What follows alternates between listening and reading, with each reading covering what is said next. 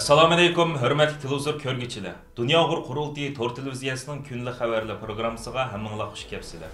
Men riyosatchi Iftixor Abdurashid. Hurmatli ko'ruvchilar, tövəndə diqqətinizlər kunlik xabarlar programmamızın təfsilatında bo'lsin.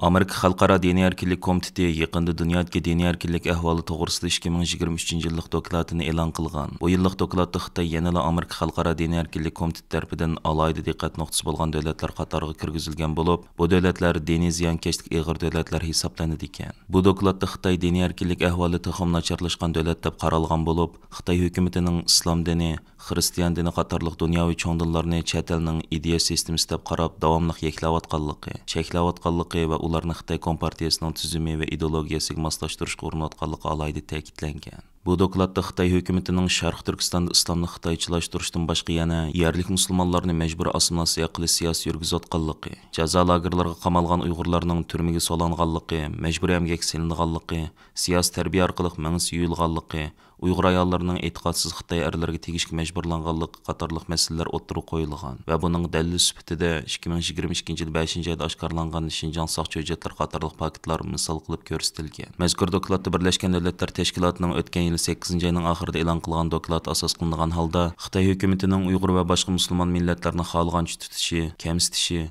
qamab qo'yishi va majbur emgak silishining xalqaroliq jinoyat bo'libmi insoniyat qarshi jinoyat shakllantirgan bo'lishi mumkinligi qayta ta'kidlangan. Amerika Xalqaro diniy erkinlik komitetining raisi Nuriy Turkal apandi bu vaqtda matbuotlar qilgan so'zida Amerika Xalqaro diniy erkinlik komitetining Birlashgan Davlatlar Tashkiloti kishilik huquq oliy kengashi bilan birlashib, Xitoy hukumatining Sharq Turkistonda davomlashtirayotgan irqiy qirg'inchilik jinoyati, jumladan diniy ziyonkashlik jinoyatini tekshirish va uningdan hisob so'rashni tashabbus qilganligini bildirdi.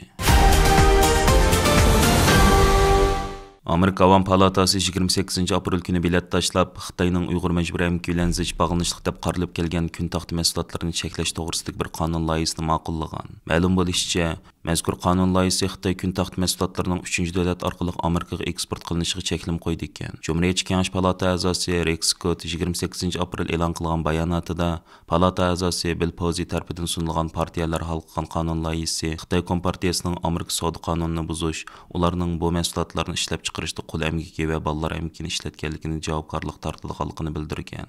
Angliya Sheffield Hallam Universitetining Helena Kennedy tadqiqot markazi o'tgan yil e'lon qilgan dokladida Xitoy kun taxti mahsulotlarining Uyg'ur majburiy emgakiga zich bog'lanishlik ekanligi, kun taxti xam ashyosi ishlab chiqaradigan Xitoy shirkatlarining Xitoyning Uyg'urlarga qaratilgan namratlikdan qutqizish nomidagi majburiy emgak programmasiga aktiv qatnashganligini bildirgan edi. Kengash palata a'zosi Rex Scottning aytishicha, Davlat Majlisining qayta qarab chiqish qonuni nomli bu qonun loyihasi Xitoy kun taxti ishlab chiqaruvchilarining mahsulotlarini 3-davlat orqali Amerikaga kirgizib, Amerika tamojna bejidan atlab o'tishni to'siydi ekan. Shundaqla Amerika savdo ministrligining buning yo'l qo'ydigan hozirgi mavjud qoida tuzumini bekor qildi ekan. Ma'lum bo'lishicha, Rex Scottning Kengash palatasida buning bir qonun loyihasini o'ttirib qo'ygan. U vaqtdagi bayonotida men Avam palatasining Posey yetakchilik qilgan bu qonun loyihasini ma'qullaganligidan xursandman. Endi Uyg'ur kishilik huquq qurilishining qo'llashidagi bu qonun loyihasining Kengash palatasida har ikki partiyaning qo'llashi bilan mutlaq ko'p ovozda ma'qullanishiga umidvorman degan. Meksika parlamenti a'zosi Salvador Caro 30 aprel Meksika parlamentida ziyoratda bo'lgan Xitoyning Meksikaga turishliq yangi bosh elchisi Jang Runga Uyg'ur tutqunlarini qo'yib berishni, jazo lagerlarini taqashni chaqiriq qilgan. O'xshash bir vaqtda ba'zi parlament a'zolari Tibet bayrog'ini chiqarib, Tibetga erkinlik talab qilgan. Twitterda e'lon qilingan videolik uchurlardan ma'lum bo'lishicha, bu voqea yangi bosh elchi Jang Running 30 aprel Meksika parlamentini ziyorat qilib, parlamentning yig'in maydoniga kirganda yuz bergan. Jang Run parlament yig'in zaliga kirganda Meksika fuqarolar harakati partiyasidan bo'lgan parlament a'zosi Salvador Caro o'rnidan turib, uning yuqorqi chaqiriqda bo'lgan. Salvador Caro Xitoy bosh elchisiga Uyg'urlar qo'yib berilsin, jazo lagerlariga ruxsat yo'q, jazo lagerlariga ruxsat yo'q deb vaqirgan.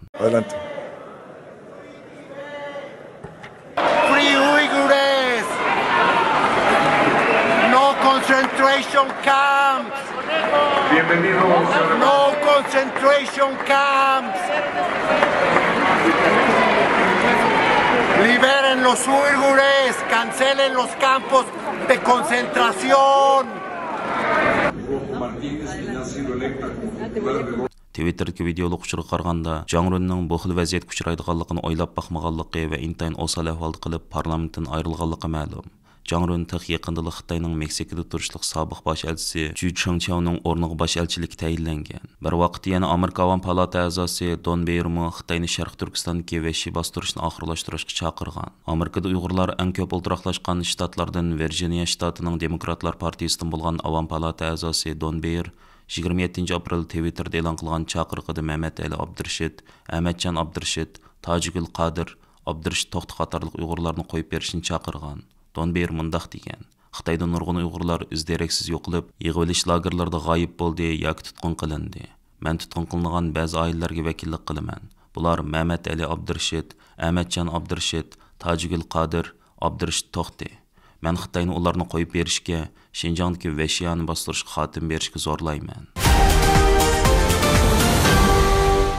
Xitoy doiralari Amerika hukumati va ba'zi g'arb parlamentlari tarafidan Uyg'urlarga irqiy qirg'inchilik qilish bilan ayblanayotgan bir vaqtda Beijingdan boshqa Sharq Turkistonda ikkinchi bir poytaxt ta'sis qilish plani o'ttirib qo'yilgan.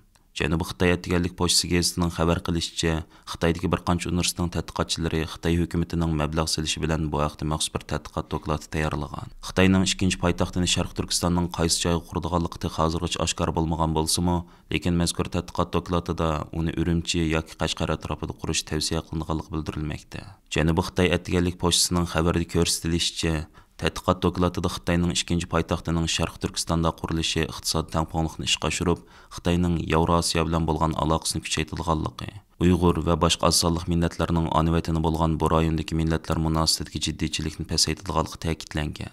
Agar bunday bir plan ishga oshirilsa, aslida Xitoyning 2017 yil boshlangan cho'ng tutqunda qattiq ta'sir uchirgan bu rayonning nopus qurilmasi va madaniyat alayliklari tubdan o'zgartirilib, rayonning taxim tez xitoylashishini paydo qildi deb qaralmoqda. Ma'lum bo'lishicha, bu doklad Fudan universitetining professori Joven bilan Sichuan universitetining professori Mijun boshchiligidagi bir tadqiqot guruhi tomonidan tayyorlangan.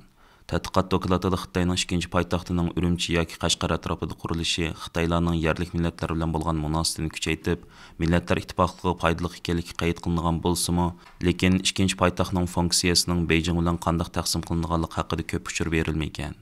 Janubiy Xitoy atganlik pochtasining qayd qilishicha, 4 yillik mazkur planga qatnashgan tadqiqotchilar bu planning geosiyosiy va muhit jihatlaridagi xavflarni hal qilish, Xitoy iqtisodining jalb qilish markazini qayta tangshash va iqtisodning qayta o'sishiga fursat yaratishni maqsad qilganligini bildirgan.